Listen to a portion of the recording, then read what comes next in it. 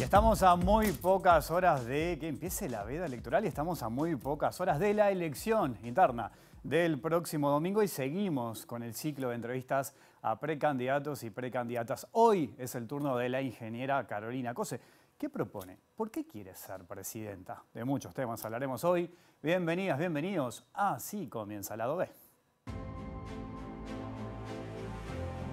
Hace un día o dos, no me acuerdo, vi un video de un militante, creo que fue ayer, en bicicleta en el interior, un frío de morirse, repartiendo listas y diciendo Carolina me dio energía.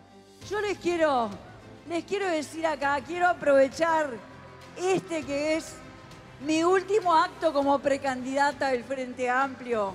Quiero decirles esto, ustedes ni se imaginan la energía que ustedes me dan a mí. Ni se imaginan. Por todo el país. Y es así. Es así. Esa energía que vamos a ganar. Y es con esa energía que vamos a ganar en primera vuelta.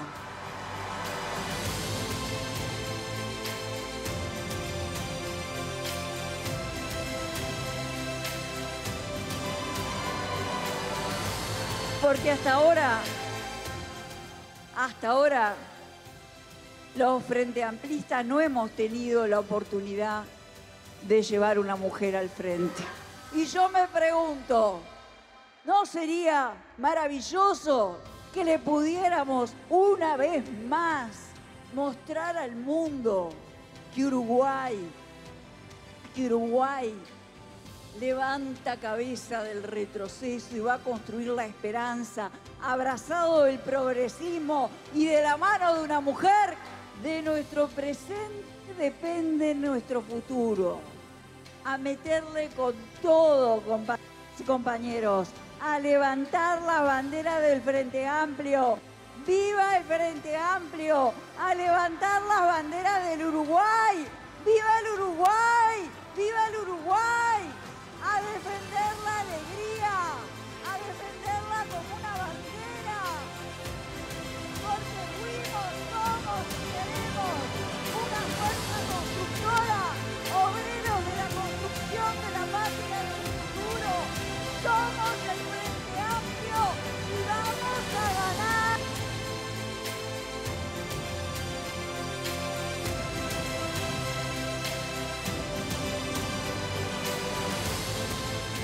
Y precisamente esta noche en vivo aquí en Lado B recibimos a la ingeniera Carolina Cose. ¿Cómo estás, Carolina? Bienvenida, un gusto tenerte por acá. El gusto es mío. Bueno. La última entrevista antes de que empiece la veda. Estás cerrando, claro, sí. las entrevistas acá. Bueno, te agradezco mucho que estés por acá. Encantada. No es tu primera campaña, obviamente. Estamos ahora de que empiece la veda, ahora de la elección.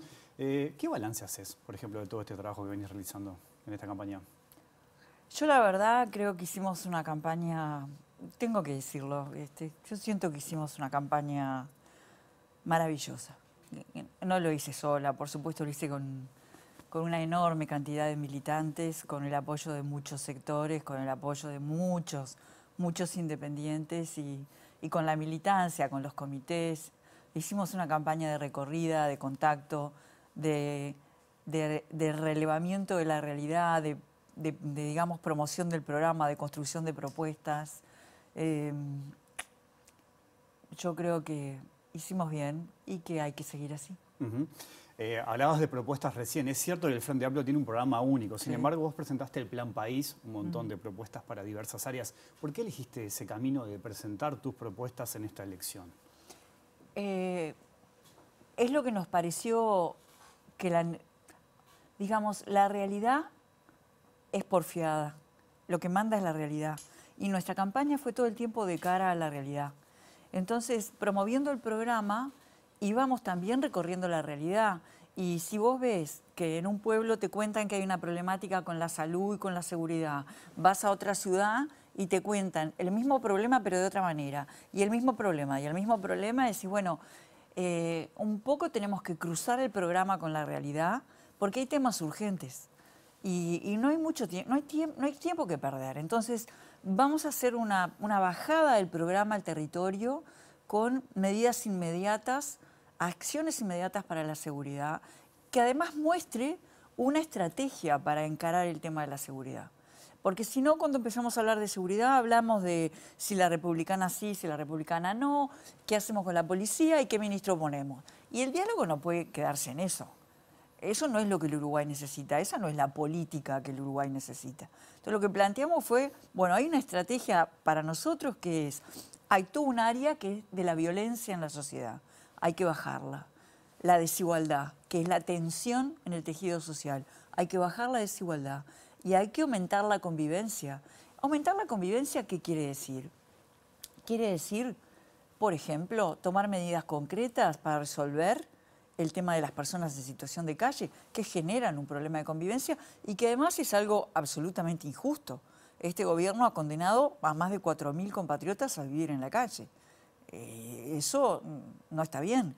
Tampoco, y es algo que a veces no se tiene en cuenta, el cambio cultural que supone que naturalicemos que hay gente en la calle.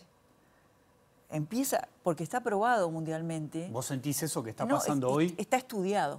Ajá, pero vos lo ves hoy acá en el Uruguay, eso que estamos acostumbrados a ver. Nos estamos acostumbrando. En los lugares que empieza a pasar, ya no queda un lugar en Uruguay donde no esté empezando a pasar. ¿Y qué pasa? En las ciudades pequeñas, donde nunca había pasado, te lo cuentan un poco azorados. Esto no había pasado, no habíamos visto personas comiendo de la basura. Entonces, pero en Montevideo, donde ya al 2023 habían 2.800 personas en situación de calle, la mitad durmiendo a la intemperie y unas 500 alimentándose de la basura, está demostrado mundialmente que el ser humano empieza a naturalizar eso. Y a mí me parece muy doloroso que naturalicemos eso, que criemos a nuestros niñitos. Vas caminando por la calle con un niñito, tu hijita, tu hijito, y ¿qué le decís? Mira para otro lado. Pero me detuve en ese tema. Pero lo importante es que en el primer plan país de acciones inmediatas de seguridad planteamos esa estrategia y en cada eje, violencia, desigualdad y convivencia, fuimos poniendo medidas concretas, realizables, que se podrían realizar ahora. De hecho, hemos puesto a disposición las 50 medidas para este gobierno, alguna le puede estar de acuerdo, para que las realice. Y bueno, eso es lo que hicimos. No concibo otra manera de hacer política, porque además lo que nos pasa cuando vos recorres los lugares y hablas del programa, que vos tenés que bajar un par de grados los niveles de abstracción para que se comprendan profundamente las ideas. A veces se puede ir de lo general a lo particular, pero si vos vas de lo particular a lo general es un camino también muy válido, ¿verdad? Ya que mencionabas el tema de la seguridad, algunos datos lo brindaste recién, pero ¿cómo pensás encarar ese tema, que es un tema que está presente, que nos preocupa a todos? Todos los precandidatos y precandidatas hablan del tema. Sí. Campaña a campaña se repite el tema, todavía está instalado. ¿Dónde pones el foco? En la estrategia. ¿Cómo sería eso? A ver. Es esta estrategia que te estoy diciendo. Por ejemplo, bajar la violencia, ¿no? A mí me preguntan, no dice nada de la policía, pero yo no tengo que decir que la policía tiene que trabajar. La policía tiene que estar donde tiene que estar, tiene que tener siempre mejor formación, pero también hay que cuidarla a la policía. Y una de las cosas que estamos poniendo en el Plan País es un programa de salud mental para la policía, porque está complejo el tema. Entonces, bajar la violencia implica eso, implica también, por ejemplo, la situación de las cárceles. Tenemos 15.000 personas privadas de libertad con una reincidencia, datos oficiales, del 70%. De cada 10 que sale, 7 van a volver. El 60% de las personas que están en situación de calle en Montevideo recién salieron de la prisión. Quiere decir que tenemos que por lo menos frenar la reincidencia. Y ahí pusimos medidas concretas de acompañamiento pre-salida y post. Pero hay otras medidas que tienen que ver con la atención de salud mental. Y pusimos medidas concretas, 14 espacios físicos en el Uruguay para atención a la salud mental, equipos preparados en ACE, el tema de las adicciones, planteamos la unificación de puertas, Porque ahora, si una madre o una tía, no sé, alguien logra, o una persona quiere ir a atenderse por una adicción en salud pública, tiene que hacer toda una vuelta, ¿no? Entonces lo que estamos planteando es unificar puertas, que la puerta que vos toques siempre sea la correcta, que no haya una puerta equivocada, que unificar puertas de ACE, del MIDES, de RENADRO, que haya gente que te pueda dar una atención en tema de adicciones de entrada, ¿verdad? Y así, con medidas concretas, bajar la desigualdad, en principio aumentar el 50% las prestaciones, como las asignaciones, por ejemplo, generar puestos de trabajo garantizados por el Estado, con un plazo de 2 años, con mucha capacitación, con un proceso posterior de estímulo al sector privado para que tomen a las personas que salen de ahí. O sea, hay una batería de 50 medidas muy concretas que es lo primero que haría, que seguramente después del 30 de junio, si gano, serán enriquecidas por el Frente Amplio, capaz que no son 50, capaz que son 70, capaz que son 100, no lo sé. Pero esas medidas urgentes hay que tomarlas en clave estrategia. Esto no se resuelve con una sola medida, se resuelve y con todo el gobierno encolumnado y con presencia. Hay que tener presencia territorial. Ese es uno de los aspectos que manejás y pones el foco también en tus propuestas, la presencia en territorio. Sí. ¿Vos sentís que este gobierno abandonó ese punto? Sí, no es que lo siento, lo conozco. ¿Y por qué crees que pasó eso? Y porque son conservadores y porque en realidad la política es que el mercado va a resolver todo y algún día se va a derramar la copa y le va a caer alguna gota a los de abajo. Y bueno, y es un tema, una política un poco de un sálvese quien pueda. Y yo no comparto eso. Y creo que el Frente Amplio no lo comparte. Nuestro programa está planteando, nuestro programa plantea crecimiento con solidaridad, plantea sostenibilidad, plantea justicia ambiental. O sea, nosotros tenemos que llevar adelante. Uruguay es pequeño, los países son ricos por 2 motivos. O por la cantidad de población, son poderosos, digamos, por 2 motivos. O por la cantidad de población o por las riquezas. Uruguay no califica. Entonces, Uruguay, siendo un país pequeño, tiene que ser capaz de llevar adelante una estrategia ejemplar sin que nadie quede atrás.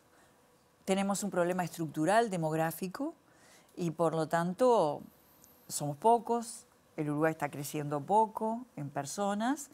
No podemos dar por perdido a nadie, a ningún gurí, a ninguna gurisa.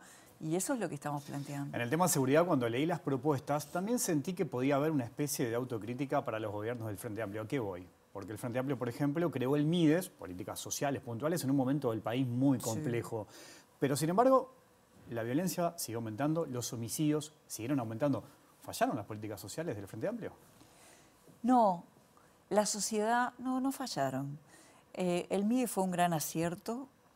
Era en el marco de un plan de emergencia que sacó política posterior, un porcentaje enorme de población por debajo de la línea de pobreza, ¿no? Encontramos el país con 40% de la población por debajo de la línea de pobreza, o sea,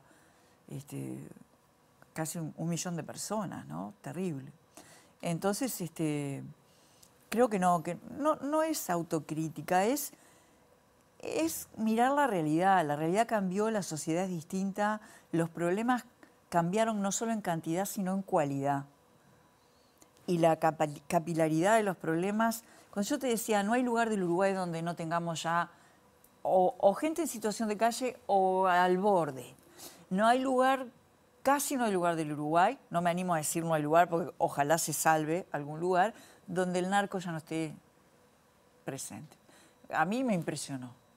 Entonces, cambió la realidad, al mismo tiempo la cultura de la inmediatez nos está tomando. Entonces, tenemos que reaccionar rápido. Entonces me preguntas, ¿por qué hiciste propuestas? Porque siento que no hay tiempo que perder. Y por lo menos para que sea una propuesta mártir, si querés. Pero sí para decir, miren que de esto no nos va a sacar una persona o una medida. Tenemos que tener una estrategia, tenemos que tener presencia territorial sistémica. Las cosas que hagamos tienen que ser sistémicas. Cuando, por ejemplo, estamos hablando del Plan País, el Plan de Acciones Inmediatas para la Seguridad, no son 50 medidas que se aplican y nos sentamos a ver qué pasa. La estrategia de ir rodeando el tema, bajando la violencia, bajando la desigualdad y aumentando la convivencia, tiene que ser permanente, permanente, permanente. Aunque tu problema te parezca que queda chiquito, no puedes parar. Porque como está la realidad, la cultura, la civilización y el mundo, si vos parás unos segundos, empieza a crecer. Es como... Quiero destacar un concepto que aparece en tus propuestas, que es el gobierno basado en evidencia, Sí. que es algo que vos venís desarrollando Sí. ya desde hace tiempo. Sí. Para resumirlo, estamos hablando de la tecnología al servicio de la política, ir tomando datos e ir trabajando y desarrollando estrategias y ajustando en función de los datos que se conocen casi que en tiempo real. Así es. A nivel nacional, ¿dónde pensás aplicarlo y qué resultado tendría eso? Pongo un ejemplo, por ejemplo, en el transporte, ¿no? Es algo que se puede estar utilizando y que se utiliza, por ejemplo. Ya lo estamos usando. A nivel nacional, ¿dónde pondrías el foco allí? Ambiente. De hecho, en el Plan País, mira, son acciones inmediatas de seguridad e incorporamos el cambio climático. Porque los golpes del cambio climático no nos afectan a todos por igual y sacuden también a la sociedad. Entonces, ahí planteamos, ya existe un sistema de monitoreo de la calidad del agua nacional, tiene unas 4 sondas, nosotros planteamos agregarle 9 más en todas las cuencas y hacer un potente sistema de monitoreo de la calidad del agua nacional. Ese es un tema. En la salud, creo que tenemos que tener un monitor de salud cambiando el paradigma. Por ejemplo, en la Intendencia, donde aplicamos muy intensamente la política de datos abiertos y el gobierno basado en evidencia, empezamos a hacer un trabajo en el área de salud, porque los datos que me daban de salud en realidad era cuánto trabajaba salud, que está muy bien, pero en realidad lo que nos interesa saber es qué pasa con la salud de la gente. Es distinto. Y ese cambio de cabeza lo fuimos trabajando. Y me parece que sería importante en Uruguay contar con muchos monitores, un buen monitor de salud con los temas reincidentes, geolocalizado, capaz que cruzado por edad. Todo eso te da base para focalizar tus políticas, ¿verdad? Porque el gran desafío de los gobiernos es, aunque tengan excelentes políticas, que la política llegue a destino. Por eso hay que estar. En esta campaña se han dicho un montón de cosas, ¿no? Hay un montón de etiquetas, de títulos, se han clasificado a los candidatos de determinada manera. Por ejemplo, a Orsi le han dicho, lo hablé con él, que es tibio, que es moderado. De vos han dicho que vas al choque, que no tenés capacidad de diálogo, que no tenés capacidad negociadora. ¿Cómo tomás todas esas críticas? Mira, yo creo que lo que está planteado es que cualquiera que cuestione la realidad va a ser rodeado por un dispositivo, una artillería pesada para que no la cuestione. Entonces empieza a aparecer toda una artillería si vos cuestionás la realidad, porque se está pretendiendo como castigar y ejemplificar que disentir está mal, que discutir está mal. Disentir y discutir son la base de la generación de conocimiento. Disentir y discutir son la base de la profundización de los diálogos, de la democracia. Sin embargo, en esa artillería de cosas que tratan de aislar al que cuestiona la realidad, está un poco un mensaje, es mejor no hagas nada para que no te critiquen, ¿no? Y si además de cuestionar la realidad, haces cosas para cambiarla, que eso, digamos, es lo que he tratado de hacer, entonces es peor, me han dado mucho palo por eso, pero yo voy a seguir haciendo y el colectivo al que yo pertenezco, el Frente Amplio, ha cambiado la realidad, ha hecho cosas y va a seguir haciendo. Pero vos decís que te han criticado más que a otros, por ejemplo, por esto, por estar hablando, criticando, proponiendo. No, yo no tengo no mido cuánto me critican. Lo que entiendo es por qué lo hacen. Y es porque de alguna manera están tratando de disciplinar de poner disciplina en la sociedad y que no se puede discutir, no se puede cuestionar la realidad, que está mal disentir, ¿verdad? Que cuanto más calladitos estemos y no hagamos nada, no hagas olas. Y es al revés, porque si vos querés transformar la realidad, entonces hay que hablar, hay que enfrentar la realidad, no hay que mirar para otro lado. Pues si no, la realidad te pasa por arriba, que es lo que nos está empezando a pasar. Distintos dirigentes del Frente Amplio han dicho que este gobierno está marcado por casos de corrupción. ¿Vos pensás lo mismo? Yo creo que hay una práctica política que marca un escándalo, casi un escándalo por semana.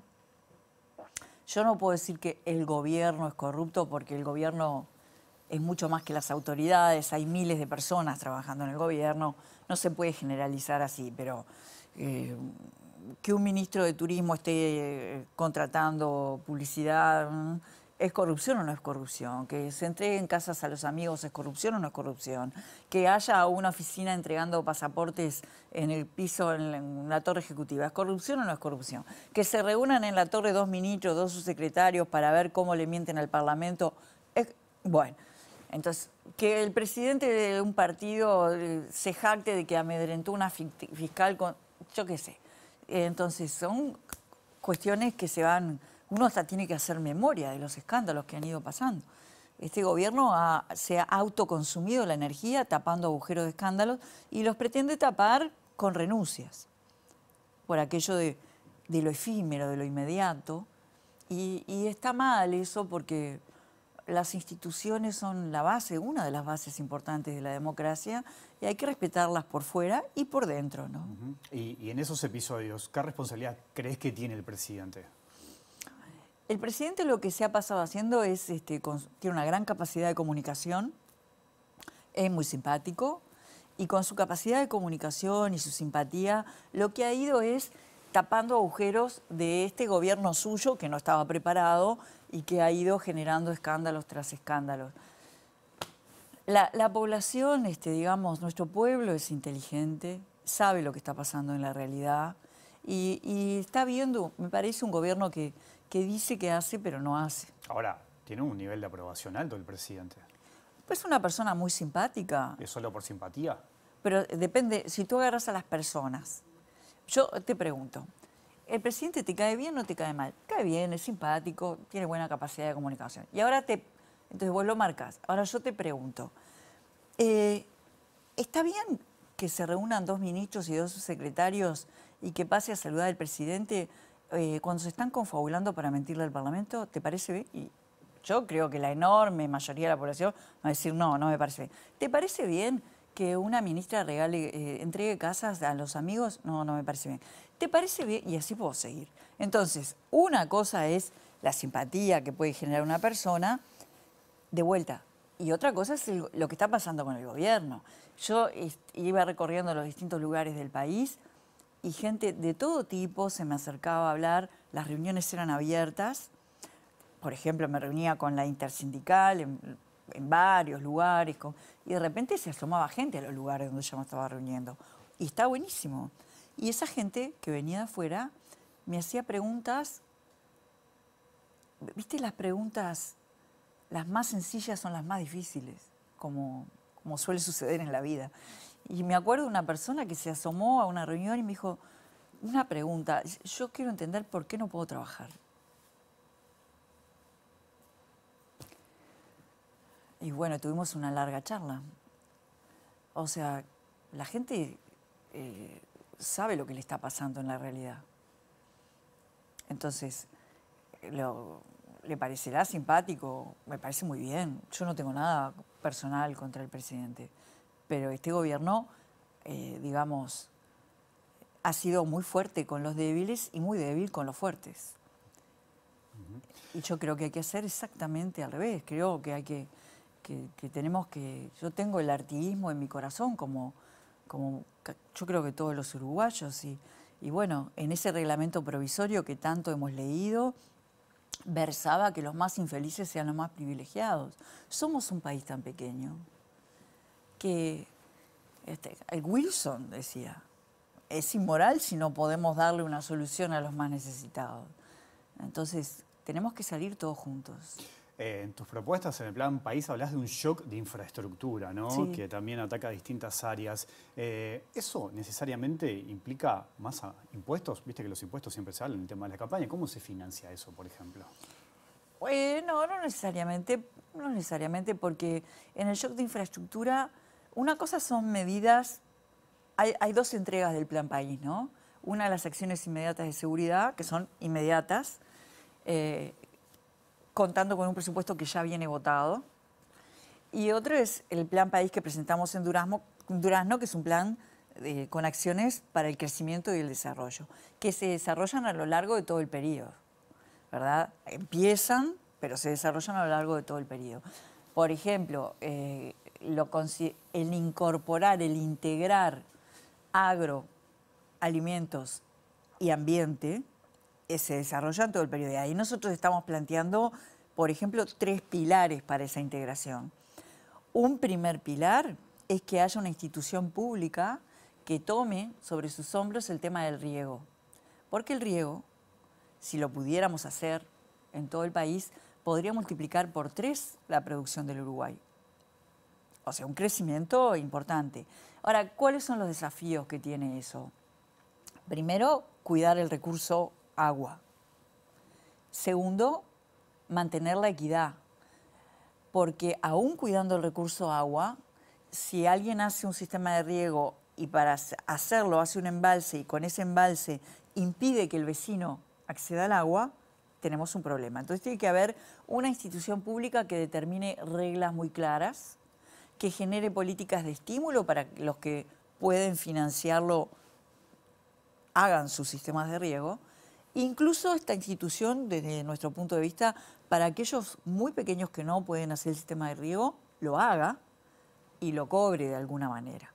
Entonces, ese es un pilar que planteamos para agro, ambiente, y después todo el tema de la investigación científica en el tema agropecuario, que está muy avanzado por el INEA, por proyectos que hay comunes entre docentes universitarios, docentes de la UTEC y gente del INEA.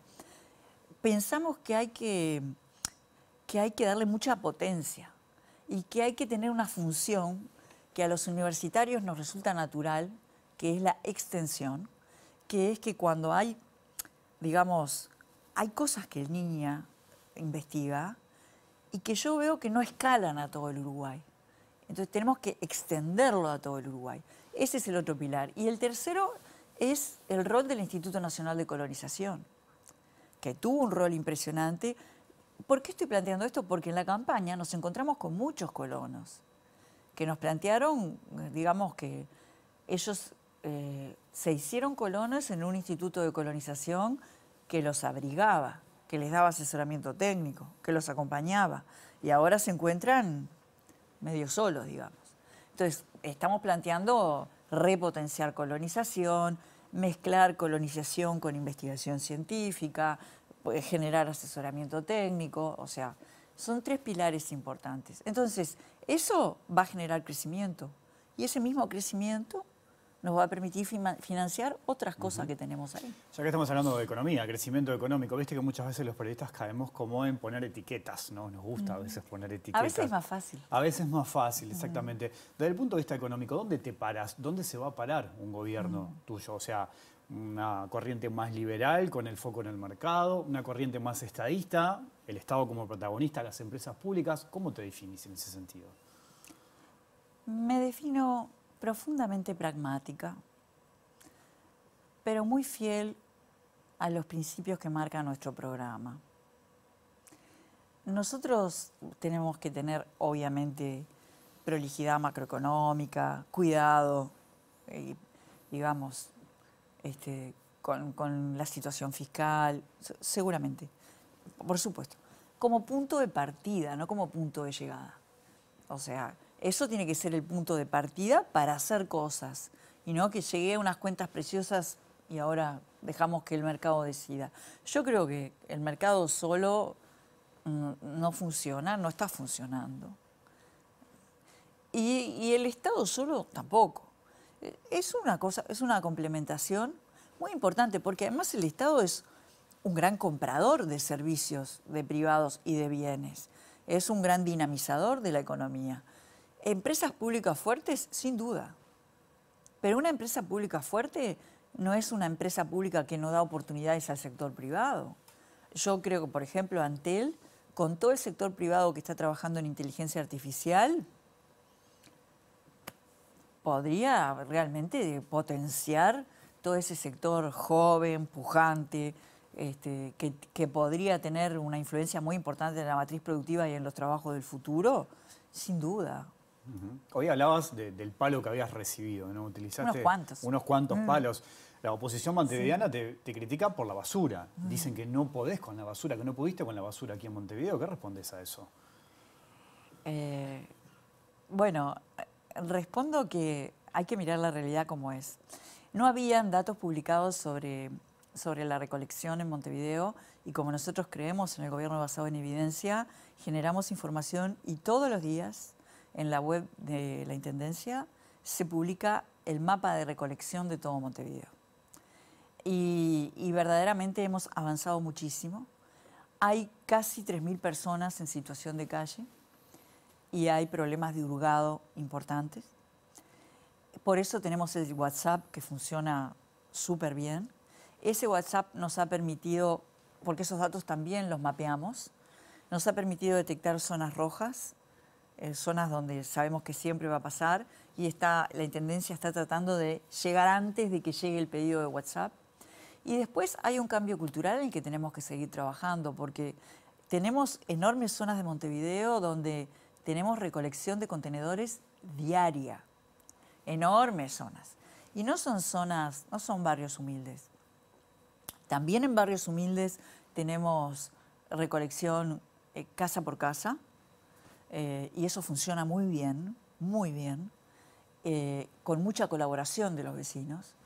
Y hay otros barrios donde tenemos recolección diaria y sin embargo uno pasa y se encuentra con una cantidad de cajas de electrodomésticos al lado del contenedor, o con un árbol de Navidad, o con una silla rota, o con un televisor, o con una gran bolsa blanca prolijamente atada. Eso invita a que otro venga y haga lo mismo. Entonces, es un tema, digamos, complejo, donde yo creo que la Intendencia cambió el paradigma. ¿Pero vos considerás que está limpia hoy Montevideo, por ejemplo? Yo creo que hemos avanzado muchísimo y que el gobierno o la oposición, en vez de criticar, debería resolver el tema de las personas en situación de calle, que no lo ha resuelto. Al revés. Esto ha crecido exponencialmente, aún con la Intendencia siempre ofreciendo ayuda. Nosotros hemos ofrecido y hemos incluso otorgado locales para que actúen como refugios, hemos ofrecido multiplicar nuestras cuadrillas para salir en conjunto, nos han dicho que no, o sea, y ese tema hay que resolverlo. ¿Pero por qué crees que te dicen que no? ¿Es una cuestión política? Y no tengo ¿De no querer idea. colaborar con el tema? No, no sé, nos dicen que no tienen gente. ¿Y crees que sigue siendo un problema del Frente Amplio, más allá de tu administración, el tema de la basura aquí en Montevideo? No, es un problema de todos los ciudadanos. Pero yo creo que lo que hicimos es un cambio sustancial en la política porque aplicamos soluciones distintas en lugares distintos y eso funcionó. Nosotros hemos retirado en un proyecto enorme 150.000 toneladas de residuos de los cursos de agua de Montevideo. Estamos de acuerdo que el agua es un recurso que hay que cuidar, ¿no? Bueno, Montevideo está lleno de arroyuelos, cañadas. Había 150.000 toneladas de residuos ahí. Y la Intendencia, en un proceso sistémico y en colaboración con los vecinos, lo ha venido retirando. Hay lugares donde en un día hemos retirado 2.500 y nos hemos encontrado y hemos descubierto mucha cosa. Tuvimos que cambiar toda la normativa de las multas por tener basura, porque para muchas empresas que fuimos descubriendo, era más barato contratar un camión y que tirara la basura no importaba dónde, que llevar y pagarle una multa, que hacer las cosas bien y llevar los residuos a donde los tenía que llevar. Y la verdad, si tú ves las fotos que nosotros tenemos un relevamiento de todos los lugares, se te hace un nudo en la garganta. Cuando ves, no sé, una montaña enorme de bolsas de una empresa o una montaña enorme de volquetas mezcladas con residuos orgánicos. Esos son empresas. Entonces, bueno, cambiamos la normativa y, bueno, las empresas empezaron a ver que nos hemos reunido con la Cámara de la Construcción, con la Cámara de Industrias, para decirles, ustedes ayúdennos porque son sus socios, ¿verdad? Y bueno, ellos, las cámaras se han mostrado cooperadoras y de hecho firmamos un acuerdo muy importante con la Cámara de Construcción y con la Cámara de Industrias. Entonces yo creo que evitamos que 150.000 toneladas de residuos en los cursos de agua fueran al mar, que le sacamos a veces una montaña de residuos, porque estamos hablando de montaña, ¿no? O sea, algo enorme. 2.500 toneladas de basura de un lugar es algo enorme, que actúa a veces como muralla para esconder el delito. Y nosotros lo sacamos. Eso también ayuda a la seguridad. El lunes... Y en muchos de esos lugares sí. Hemos construido, en acuerdo con los vecinos, plazas que son muy queridas por los vecinos. Yo tengo instancias donde un fin de semana se reúnen adolescentes para ir a plantar flores en la plaza. O plazas que todavía no hemos terminado y a las 6 de la tarde los gurises agarran escobas y van a barrer lo que ensuciaron. O sea, y me llena de orgullo. Eso es el Uruguay. Eso es el Uruguay. El lunes, ahí sentado ahí, Orsi me dijo que si ganaba, le iba a gustar la idea, le encantaba la idea de que vos lo acompañaras. Pero si perdía, para él sería un honor acompañarte a vos en la fórmula. ¿Pensás lo mismo también? Sí, totalmente. ¿Y entonces se va a resolver el domingo? ¿Gane sí, quien gane? Sin duda, sin duda. No, es un no tema. Para mí tiene que pasar, lo dije de entrada, para mí la elección ordena porque es lo natural en política y porque es lo natural en política. Y porque acá no se trata de voluntades personales, estamos en un proyecto colectivo. Somos representantes de un colectivo. O sea, que gane quien gane el domingo, ¿esa es la fórmula? Para mí sí. Ajá. Sí. Pero voy a estar donde el Frente Amplio me diga que tengo que estar. Tampoco le voy a poner condiciones al Frente Amplio. Mi opinión es esa, pero el Frente decidirá. ¿Tanto vos como Orsi le ganarían a Delgado en noviembre? Le va a ganar el Frente Amplio. Porque cualquiera de los dos... Yo estoy compitiendo para ganar el domingo porque quiero ser la candidata del Frente Amplio a la presidencia de la República. Y esa campaña es una campaña donde todo el Frente Amplio se va a encolumnar. Y es el Frente Amplio el que va a ganar la elección. Sin duda. Vamos a ganar. Cierro con esta. ¿Dónde te imaginas el 1 de marzo del próximo año? Con mi pueblo. ¿Y en qué lugar? Con mi pueblo. Gracias, Carolina, por tu visita. Te espero después de junio, entonces, para seguir conversando. Arriba, ¿seguro? ¿Te parece? Sí. Gracias, Gracias. Hacemos una pequeña pausa. Ella sigue el lado B aquí en la pantalla de TV Ciudad.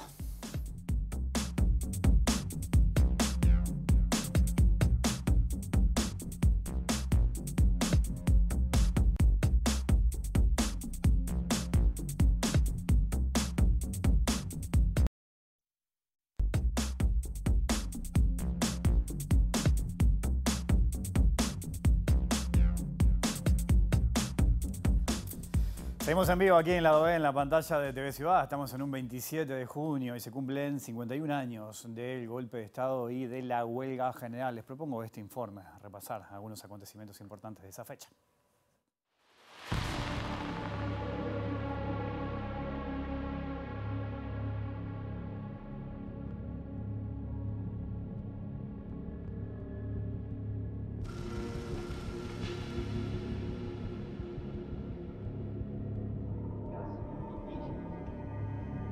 Según los cuales estaría a punto de culminar, si es que no ha culminado ya, un triste proceso que finalizaría con la violación por parte de Juan María Bordaberry de sus juramentos constitucionales y un asalto a las instituciones y a la libertad pública.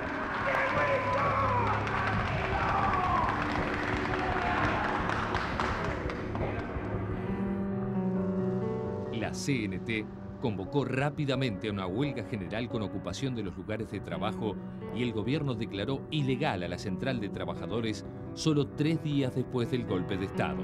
La Federación de Estudiantes Universitarios, FEU, apoyó la resistencia.